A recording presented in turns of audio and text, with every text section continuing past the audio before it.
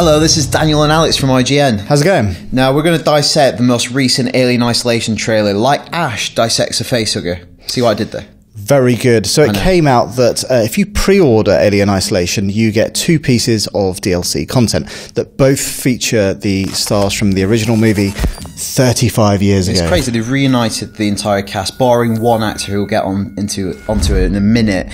35 years later, yeah. Do you feel old, Alex? I do. Let's take a quick look at what's in the DLC. It was big and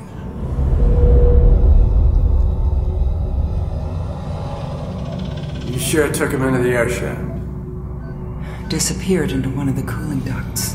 Oh, exciting. So should we just rewind that? After all, it is the rewind theater, Alex. Yes.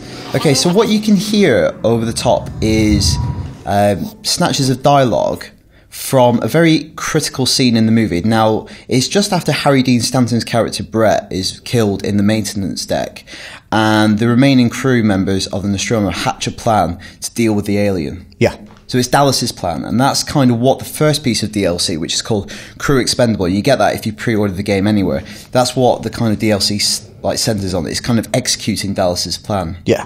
So, but I think the important point is, in the movie, obviously, it's played out as Dallas, but in the DLC, it's, I think, Creative Assembly describe it as a what-if moment. You can play it as Dallas or 2 other characters. You can also play it as Parker, Yaphet Kotto's character, and you can play it even as Ripley. Now, I'm not sure whether you all get to go into the vents or whether you take slightly different perspectives, but I think you probably all get to go into the vents, and you have different resources, starting resources, depending on the character. But the whole thing about this trailer is it really evokes, obviously, the original movie, but not just in the characters and having the voice actors, in the way it's cut. Now, these opening scenes where you're glimpsing the recreated Nostromo are just like the opening of Ridley Scott's film, where you see kind of environments and locations on the ship without any of the crew there. Yeah. So here's the hypersleep chambers, which is one of the opening shots in the original movie.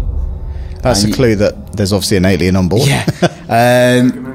Here's the bridge, and also the medical bay where Kane is taken and analysed by Ash. After he's had... when he's got a facehugger on his noggin. Exactly. So like we said, they've reassembled, reunited the cast. So here we go. We've got Tom Skerritt as Dallas, the captain. Yep. Who was originally... Harrison Ford was offered that role. Oh, is that right? Yeah. That is a fact. There's Yaphet Kotto as Parker. They all look very calm. Veronica Cartwright as Lambert. Now, here's Ian Holm as Ash, the android. Again, sorry, spoilers.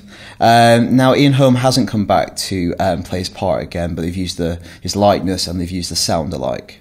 And there you go. The iconic Sigourney Weaver. Ripley. It's actually good. 17 years since she last played the role in Alien Resurrection. There you go. But yeah, so you can play as Ripley.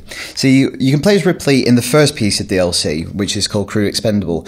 But if you pre-order the game at certain retailers, which has still to be announced in certain territories, you get a second piece of DLC called Last Survivor, which is basically the climax of the original movie, where Ripley has to self-destruct the Nostromo and make it to the escape vessel, the Narcissus, in time.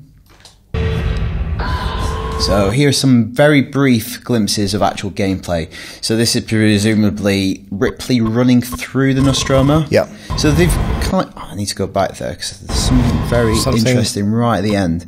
So they've recreated the Nostromo pretty accurately. They've kind of nipped and tucked it and adapted it to make it a gameplay environment rather than a film set, to make it makes a bit more sense when you're playing it. If you go right at the end, you get to see one of the spacesuits, which very brief glimpse. One of the spacesuits they used to go down to LV-426. Yeah. So we don't actually know whether any of the game will be set on LV-426, but I think it's just that nod to the original movie and how they've really, as you say, evokes much of that atmosphere and brought it to life. When I spoke to the creative lead for the game, Alistair Hope, he said, like, obviously, if you're a fan of the movie, you're going to see loads of stuff while you're exploring the Nostromo that will call back to the original movie. So there's loads of details. And you can see that in the next scene where they're in the air vents, and obviously when you're playing as Dallas, or when Dallas is exploring that, he's got the flamethrower, and then all those airlocks, or are they airlocks? What, air vents, or I guess, the iris kind of doors that close? Yeah, the vents. Because I imagine there's going to be a lot of tension when you come up to one of those irises and it's opened or closed, and the alien could be waiting behind it. Maybe it's a gameplay thing where you've got to shut them to lock it off and funnel it into the air vent. Yeah. Maybe it becomes a kind of gameplay principle. And I wonder if it gets to the point that, you obviously you do a 180 and there's an alien doing jazz hands in front of you.